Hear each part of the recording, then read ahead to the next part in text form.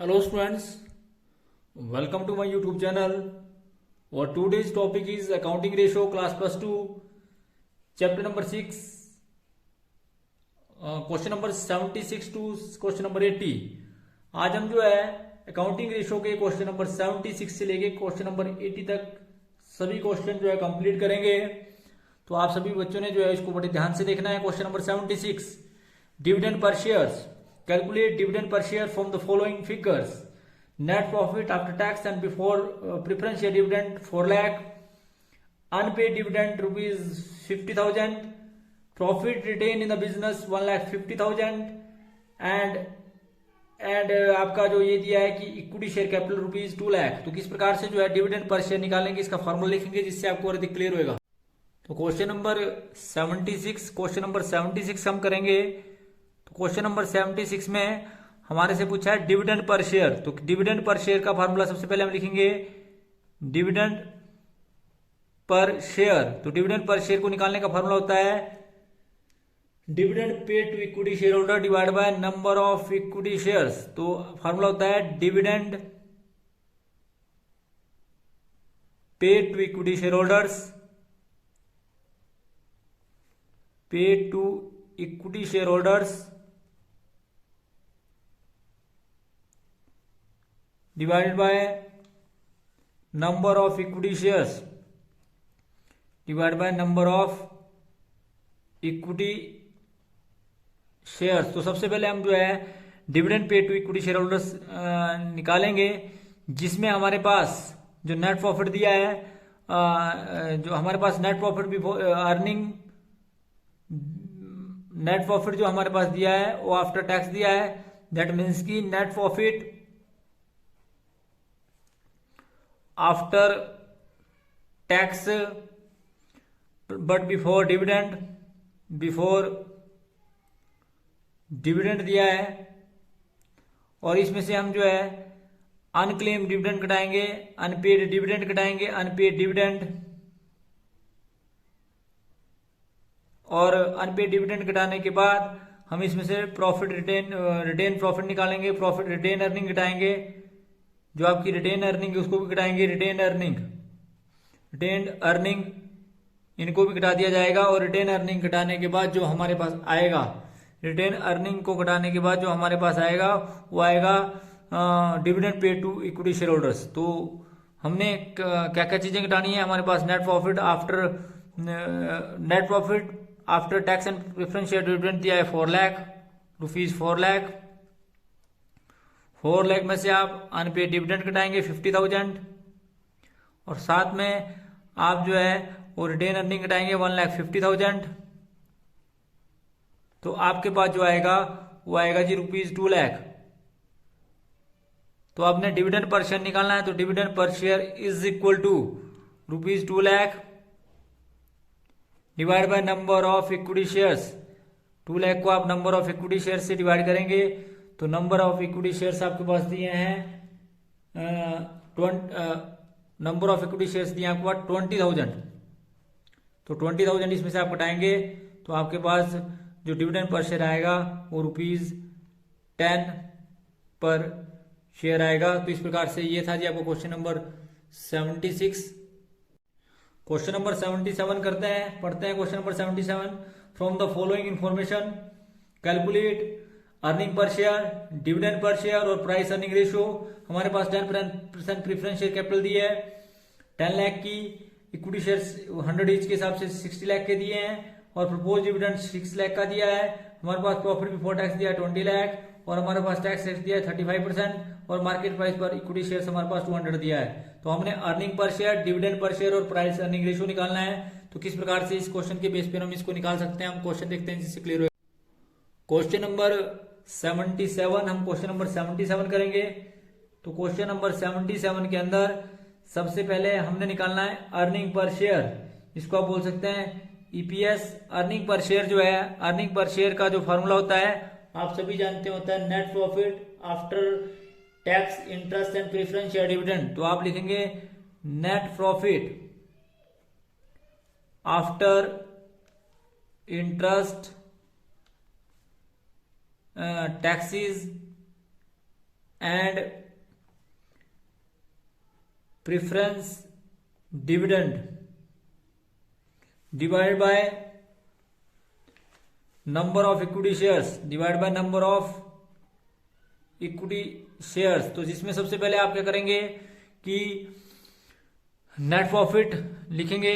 जो हमारे पास प्रॉफिट दिया है, हमारे पास दिया है प्रॉफिट बिफोर टैक्स माइनस, इसमें से टैक्स करेंगे और फिर आप इसमें से आप सभी जानते हैं कि आप प्रेफरेंस शेयर डिविडेंड करेंगे माइनस प्रेफरेंस डिविडेंड करेंगे। तो जो आपके पास आएगा वो आएगा net profit after interest tax and preference share dividend. तो हमारे पास प्रॉफिट दिया है, प्रॉफिट हमारे पास दिया है, इस बात का ध्यान रखिए। इसमें हमारे पास जो प्रॉफिट दिया है वो है 20 लाख और 20 लाख का 35% टैक्स दिया है। तो 20 लाख इंटू 35% और माइनस प्रेफरेंस शेयर डिविडेंड आपके पास दिया है, वो आप सभी जानते हैं, वो 10 लाख का 10%, 10 लाख का 10% मतलब 1 लाख। तो 1 लाख आपके पास ये आएगा। तो किस प्रकार से आप इसको घटाएंगे और किस प्रकार से इसकी वैल्यू को आप फाइंड आउट करेंगे। तो हम जो है इसमें से 10 लाख में से 1 लाख घटाएंगे। उसके बाद तो ये हमारे पास जो वैल्यू आई वो आई 20 लाख माइनस 7 लाख, क्योंकि आप सभी जानते हैं कि 20 लाख का 35% जो आया वो आपके पास है 7 लाख और माइनस 1 लाख। अगर आप इसको सबको जोड़ें और इसको घटाएं तो ये आपके पास आया 12 लाख। 12 लाख आपके पास आया, यानी कि net profit after interest tax and preference share dividend. तो अर्निंग पर शेयर जो आपके पास आएगा वो आएगा जी 12 lakh rupees, 12 lakh divide by number of equity shares. Number of equity shares जो आपके पास हैं वो अगर आप इनको डिवाइड करें तो ये आपके पास नंबर ऑफ इक्विटी शेयर्स आपके पास हैं 60,000। तो अगर आप 60,000 से इसको डिवाइड करें तो आपके पास जो आंसर आया वो आया ₹20 पर शेयर। इस प्रकार से जो आप इसको निकालते हैं ₹20 पर शेयर। उसके बाद आपने निकालना डिविडेंड पर शेयर। तो जो डिविडेंड पर शेयर है जिसको आप बोल सकते हैं डीपीएस, डिविडेंड पर शेयर का फॉर्मूला होता है dividend pay to equity share holders, dividend pay to equity share holders, dividend paid to equity share holder divide by number of equity shares divide by number of equity shares. तो number of equity share से आप इसको divide करेंगे, यानी कि dividend pay to equity share holders को आप number of equity share से डिवाइड करेंगे। तो जिसमें हम जो डिविडेंड पर शेयर निकालेंगे वो किस प्रकार से निकालेंगे, जो हमने net profit after interest and taxes घटाया था वो आपका ₹12 लाख था। और इसमें से आप जो प्रॉफिट है जिसको आप बोल सकते हैं कि प्रपोज डिविडेंड है उसको घटा देंगे। तो प्रपोज डिविडेंड जब आप इसमें से घटाएंगे प्रपोज्ड डिविडेंड, तो जो आपके पास आएगा वो आएगा जी dividend pay to equity share holders. That means की रुपीज 12 लाख में से जो आपने निकाला था कि नेट प्रॉफिट मतलब 20 लाख माइनस 7 लाख माइनस 1 लाख, जो आपका net profit after interest and taxes and preference share dividend minus propose dividend. दूसरे शब्दों में आप फार्मूला बोल सकते हैं कि net profit after interest and taxes and preference share dividend and minus propose dividend. तो इसमें से आप प्रपोज डिविडेंड माइनस करेंगे तो आपके पास आया ₹6 लाख। ये आपके पास आया 6 लाख। 6 लाख क्या आएगा, dividend paid to equity share holder divide by number of equity shares. तो डिविडेंड पेड पर शेयर जो आपके पास आया वो आया जी ₹6 लाख, और 6 लाख को आप number of equity share say that is 60,000 से डिवाइड करेंगे तो ये आपके पास आया 10 पर शेयर। तो 10 पर शेयर जो है इसकी वैल्यू आई और इस प्रकार से आपने इसको फाइंड आउट किया। तो 10 पर शेयर जो है इसकी वैल्यू को आपने फाइंड आउट किया। और 10 पर शेयर के बाद अब अगला जो आपका फार्मूला निकालना है आपने वो निकालना है जी प्राइस अर्निंग रेशो। अब आप निकालेंगे प्राइस अर्निंग रेशो। तो प्राइस अर्निंग रेशो का सबसे पहले फार्मूला लिखेंगे, price earning ratio is equal to, आप सभी जानते हैं कि प्राइस अर्निंग रेशो जो है वो बराबर होता है मार्केट प्राइस पर शेयर, मार्केट प्राइस पर share divide by earning per share, EPS जिसको आप अर्निंग पर शेयर बोलते हैं, जो आपने निकाला है। तो मार्केट प्राइस पर शेयर आपके पास 200 दिया है और अर्निंग पर शेयर आपने 200 निकाला। तो दैट मीन्स कि जो प्राइस अर्निंग रेशो आया वो आपका टाइम्स में आएगा और जो आपके पास आया वो आया जी रुपीज 20,000 को रुपीज 20 से डिवाइड करेंगे तो आपके पास आया जी 10 टाइम्स। तो 10 टाइम्स जो है वो प्राइस अर्निंग रेशियो आया। तो इस प्रकार से ये था जी आपका क्वेश्चन नंबर 77 की किस प्रकार से क्वेश्चन नंबर 77 को करेंगे। क्वेश्चन नंबर 78 करते हैं। तो क्वेश्चन नंबर 78 जो है वो किस प्रकार से किया जाएगा। क्वेश्चन नंबर 78 में आपके पास दिया है calculate gross profit ratio from the following information. तो आपके पास ग्रॉस प्रॉफिट रेशियो दिया है, आपके पास क्रेडिट सेल दी है 2,80,000, के sale 20% of total sale, purchase आपके पास दिया है 2,40,000 और आपके पास एक्स्ट्रा ओपनिंग स्टॉक और क्लोजिंग स्टॉक जो दिया है वो 10,000 दिया है। तो आपको बोलता है कि calculate gross profit ratio from the following information. तो क्वेश्चन नंबर 78 जो है किस प्रकार से किया जाएगा, क्वेश्चन करते जिससे आपको अधिक क्लियर हो। क्वेश्चन नंबर 78 हम करते हैं। तो क्वेश्चन नंबर 78 में सबसे पहले हमने केसीएल निकालनी पड़ेगी हमारे को। तो केसीएल जो है बराबर है, केसीएल जो आपकी बराबर है वो 30% ऑफ टोटल सेल है, 30% ऑफ टोटल सेल। तो केसीएल हमारी 30% ऑफ टोटल सेल है। तो इसका मतलब हमारी क्रेडिट सेल, जो क्रेडिट सेल है वो है जी आपकी 2,45,000 इंटू मतलब is equal to 70% of total sale, 70% of total sale. तो हमारी जो क्रेडिट सेल दी हुई है वो 2,45,000 दी है, जो 70% ऑफ टोटल सेल है। इसका मतलब हमारी जो टोटल सेल है, क्योंकि इसके बेस पर हम टोटल सेल निकाल सकते हैं, तो टोटल सेल हमारी जो है वो क्रेडिट सेल इंटू 100/70 है। तो इसका मतलब है क्रेडिट सेल हमारी रुपीज 2,45,000 इंटू 100/70 और ये हमारे पास आई रुपीज 3,50,000 जो हमारे पास आई वो क्या आई जी टोटल सेल आई। तो टोटल सेल हमने निकाल दी रुपीज 3,50,000। अब हमने निकालना है कॉस्ट ऑफ गुड सोल्ड। तो कॉस्ट ऑफ गुड सोल्ड जो है वो बराबर होती है cost of good sold, given information के आधार पर हम कॉस्ट ऑफ गुड सोल्ड निकालेंगे, purchase plus excess of opening stock और क्लोजिंग स्टॉक। तो यहां इस बात का ध्यान रखें आप कि कई बार हमारे पास ज्यादातर क्वेश्चनों में जो दिया होता है वो एक्सेस ऑफ क्लोजिंग स्टॉक और ओपनिंग स्टॉक दिया होता है। तो अगर एक्सेस ऑफ क्लोजिंग स्टॉक और ओपनिंग स्टॉक हो तो आप इसको माइनस करेंगे, परंतु यदि आपके पास एक्सेस ऑफ ओपनिंग स्टॉक और क्लोजिंग स्टॉक दिया है, ये ध्यान रखिए इस बात का, यहां पर आपको क्वेश्चन में उलझाने के लिए किसी तरह का क्वेश्चन भी हो सकता है। तो एक्सेस ऑफ अगर क्लोजिंग स्टॉक और ओपनिंग स्टॉक हुआ तो आपने माइनस करना है, और एक्सेस ऑफ ओपनिंग स्टॉक और क्लोजिंग स्टॉक हुआ तो आपने प्लस करना है। तो परचेज आपके पास दी हुई है रुपीज 2,40,000, परचेज आपके पास दी है रुपीज 2,40,000। इसमें आपने जमा करना है 10,000 रुपीज 10,000 आपने इसमें जमा करना है। तो अगर आप इसको जमा करेंगे तो आपके पास कॉस्ट ऑफ गुड्स सोल्ड आई रुपीज 2,50,000। और अब आपने निकालना है, क्या निकालना है जी ग्रोस प्रॉफिट। तो आप सभी जानते हैं कि जो ग्रोस प्रॉफिट होता है, जो आपका ग्रोस प्रॉफिट है वो होता है total sale minus cost of good sold minus cost of good sold. अगर आप टोटल सेल में से कॉस्ट ऑफ गुड सोल्ड घटा दें तो जो आपके पास आता है वो ग्रोस प्रॉफिट आता है। तो टोटल सेल आपके पास दी हुई है रुपीज 3,50,000, ये आपके पास दी है रुपीज 3,50,000। इसमें से आपने गिराना है cost of good sold, that is rupees 2,50,000 जो हमने अभी निकाली। तो ये जो आपके पास आया वो है रुपीज 1 लाख। ये 1 लाख का जो आपके पास आया वो क्या है जी ग्रोस प्रॉफिट। अब आपने क्या निकालना ग्रोस प्रॉफिट रेशियो। तो ग्रोस प्रॉफिट रेशियो का फॉर्मूला लिख देंगे। तो gross profit ratio is equal to, जो ग्रोस प्रॉफिट रेशियो है वो बराबर होता है, आप सभी जानते हैं ग्रोस प्रॉफिट रेशियो होता है gross profit upon net sale multiply by 100। तो gross profit divide by net sale multiply by 100। तो ये आपके पास आया जी ग्रोस प्रॉफिट आपके पास आया, दैट मीन्स की रुपीज 1 लाख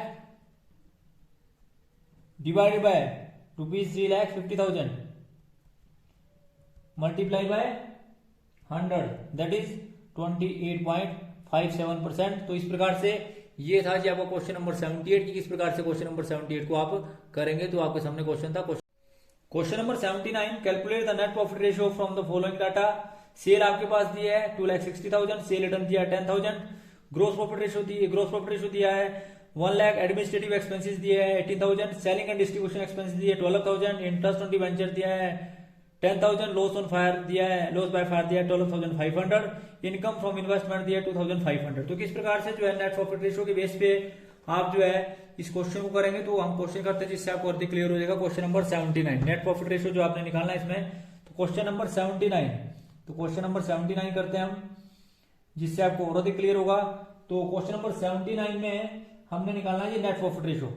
जब हम नेट प्रॉफिट रेशियो निकालते हैं, जिस भी रेशियो को आप निकालते हैं उस सबसे पहले उसका फॉर्मूला लिखते हैं, net profit ratio is equal to net profit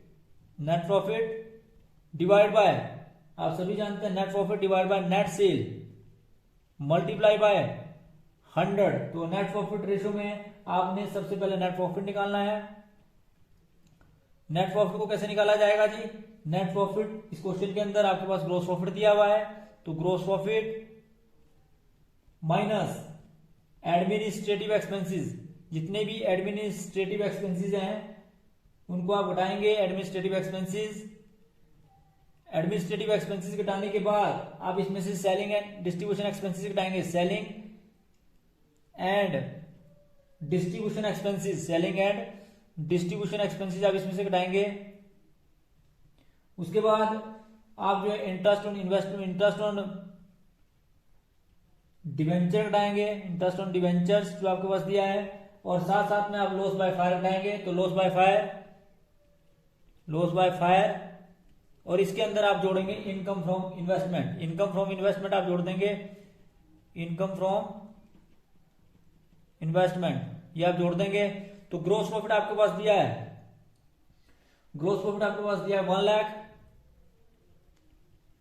1 lakh में से आप जो है 14,000 जो एडमिनिस्ट्रेटिव एक्सपेंसेस घटाएंगे, प्लस 16,000 आप सेलिंग एंड डिस्ट्रीब्यूशन एक्सपेंसेस घटाएंगे, माइनस 10,000 आप जो है वो इंटरेस्ट ऑन डिवेंचर घटाएंगे, लॉस बाय फायर आप 12,500 घटाएंगे और जोड़ेंगे आप इसमें 2,500।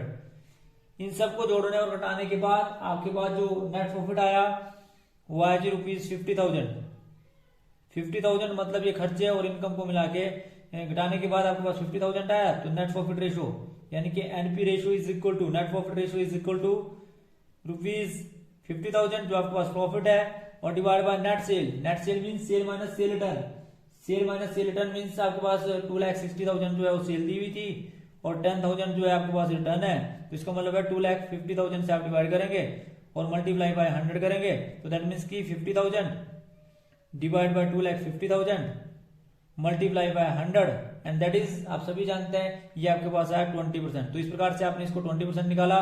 तो ये था जी आपका नेट प्रॉफिट रेशियो, किस प्रकार से जो आप इसका नेट प्रॉफिट रेशियो निकालेंगे। तो उसके बाद हम एक क्वेश्चन और करते हैं, क्वेश्चन नंबर 80 जो अकाउंटिंग रेशियो का अंतिम क्वेश्चन है। तो रिटर्न ऑन इन्वेस्टमेंट किस प्रकार से निकालते हैं। तो रिटर्न ऑन इन्वेस्टमेंट को निकालने के लिए हमारे पास इंफॉर्मेशन दी है। Question number 80, from the following particulars asset and liability of a company limited you are required to compute return on investment.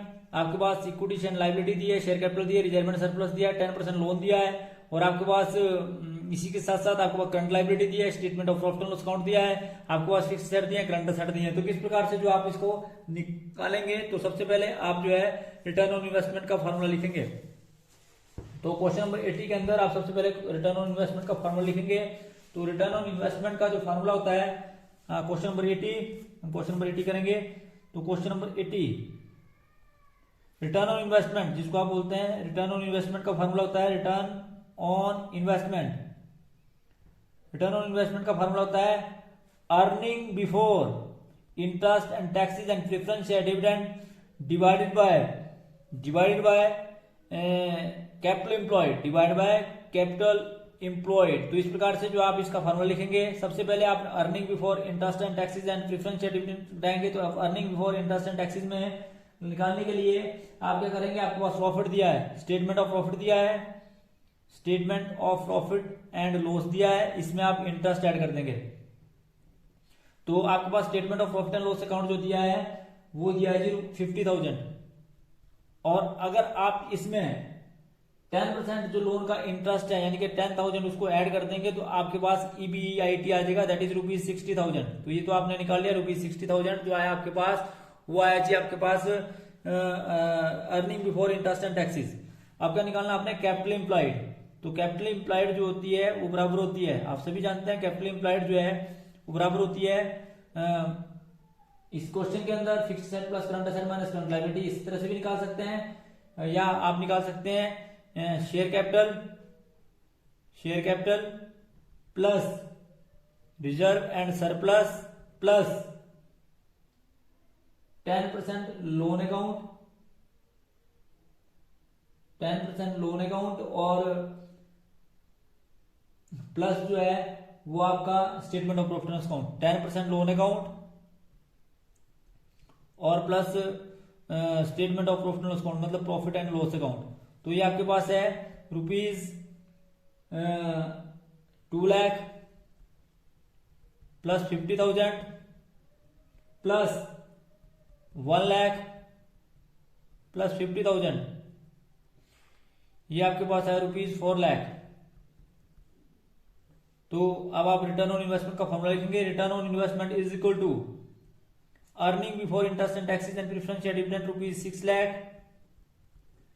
Divide by rupees 4 lakh multiply by 100 that is 15%। तो इस प्रकार से ये था जी आपका क्वेश्चन नंबर 80।